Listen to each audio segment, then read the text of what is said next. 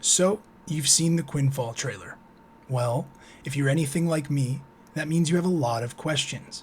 Today, let's look at why games like The Day Before and Quinfall are promoted the way they are, and why we see new studios using the graphical enhancements of today's game engines to trick consumers into hype mode.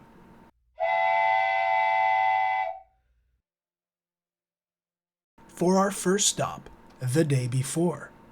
Our best and most recent display of hype gone wrong. A game that sat on the top of Steam's most wishlisted games, only to infamously fall from grace with one of the worst PR strategies and game trailers we've ever seen. How did this all happen? Well, from the promise of enhanced graphics, not usually seen in our typical MMOs, to vertical slicing and pretending it's not, to empty promises of revolutionizing gaming. The small studio Fantastic, made up of mostly volunteer programmers, told the world they were going to improve one of the most beloved and scrutinized gaming genres, the MMORPG.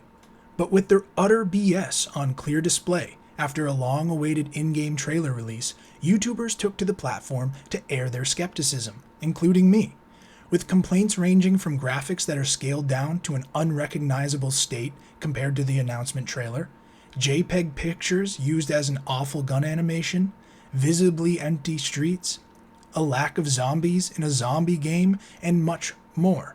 Fantastic Games received such poor reception on their trailer, they pulled the video off their own channel, with news sites like IGN still hosting the video, and now have a devlog in place that try to backtrack on their statements, while simultaneously continuing the lies they have been called out for. I made a guess in my review of the Day Before trailer that this developer most likely was funded by some angel investor or startup investor, where we see a lot of get-rich-quick ideologies of today's terminally online culture bleed into the industries that we love. Think of play to earn, think of NFT games, and other disruptive/revolutionary ideas that root themselves in our postmodern capitalist dystopia.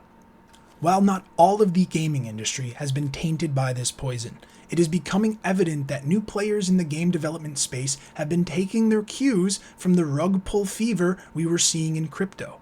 New game developers seem to be eyeing our market for a legal way to launder money. With that said, we often don't see many lawsuits result from an overpromised game.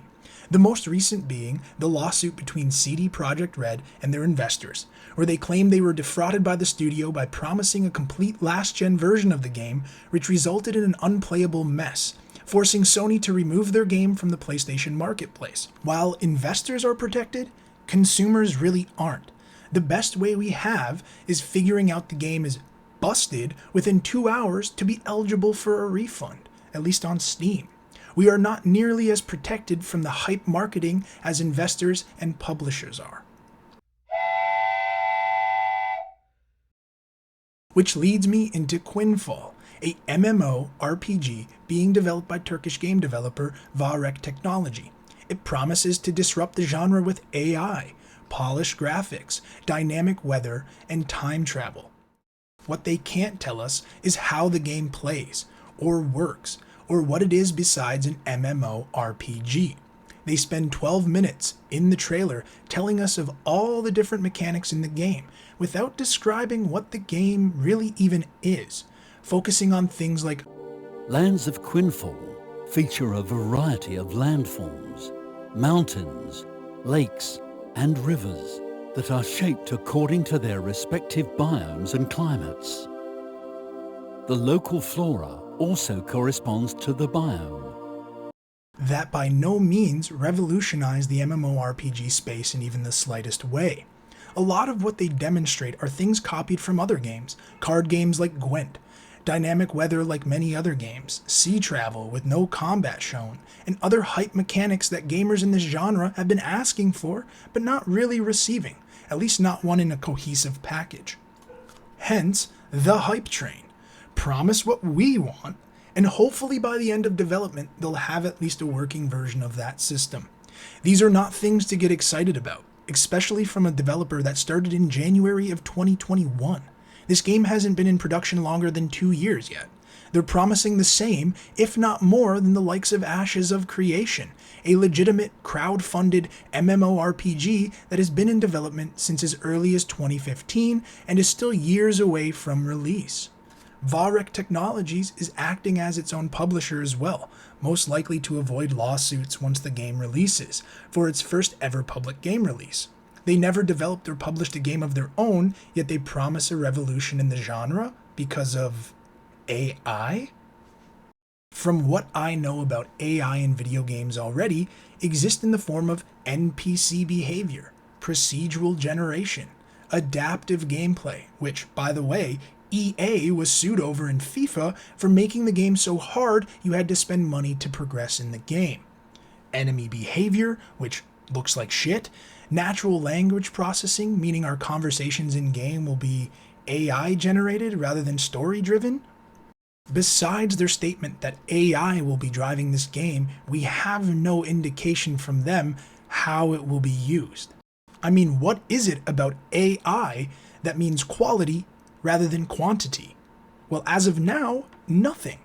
Which starts to show why Quinfall is hyping their game off the size of their map, rather than explaining what it is we do, besides working on the crops of other players. Size can be procedurally generated, which means yeah, they only need 2 years to make a game, I guess. While the hype for this game is a fraction of what the day before had, I see all the same writing on the walls. An investment firm for startups, over-promising on their first entry into the genre, without any reasoning as how they will do that. These two games, The Day Before and Quinfall, remind me of how people promote their NFT projects before release, drumming up hype any way they can, so once they release, they have a huge surge in sales, before the can of worms open in any way of reviews or public perception. What I don't think these new studios realize, however, is that we have decades of legitimate game development to compare them to. So once a game starts promising play to earn, pay to win, anything but pay to play, hype is much more necessary for the scam to work. While Varek Technologies has posted that they are not looking for crowdfunding, I personally believe this is because they know they aren't going to release what we want. Their investor, H2O Beyond Investments, is most likely going to push microtransactions, pay for convenience, and all the other things that we actually hate about current MMOs. If not, just stop supporting the game altogether once they get their money.